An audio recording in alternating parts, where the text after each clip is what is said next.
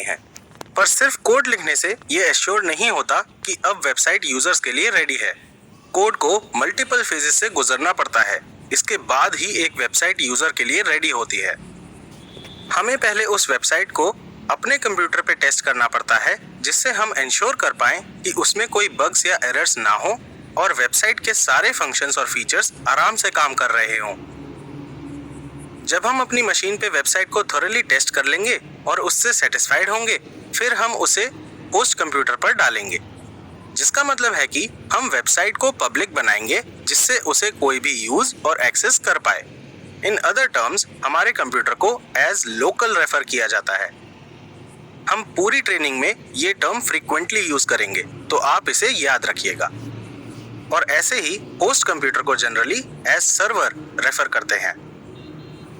पिछले टॉपिक में हमने देखा था कि होस्ट कंप्यूटर पर एक स्पेशल सॉफ्टवेयर इंस्टॉल्ड होता है कॉल्ड वेब सर्वर, जिससे हम वेबसाइट्स को होस्ट करते हैं।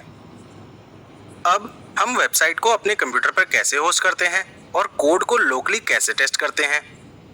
क्या इसका मतलब है कि हमारे कंप्यूटर पर भी वेब सर्वर होना चाहिए, क्योंकि सिर्फ तभी हम वेबसाइट को लोकली ओपन करके बग्स के लिए टेस्ट कर पाएंगे? Well, the answer is yes.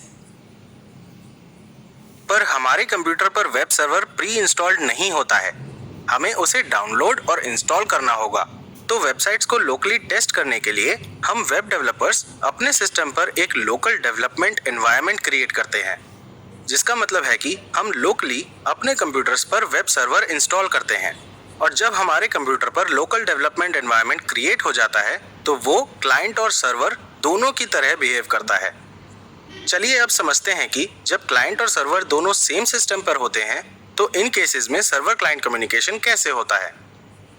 इसको समझने के लिए ब्राउजर को, जो हमारा क्लाइंट है, और वेब सर्वर को इंडिपेंडेंटली ऑब्जर्व करेंगे। ये दोनों ही हमारे कंप्यूटर पर लोकली इंस्टॉल्ड होंगे। तो हमारा वेब ब्राउजर वेब पेज के लिए एक HTTP रिक्वेस्ट वेब सर्वर को सेंड करता है, जो हमारे ही कंप्यूटर पर रन कर रहा है।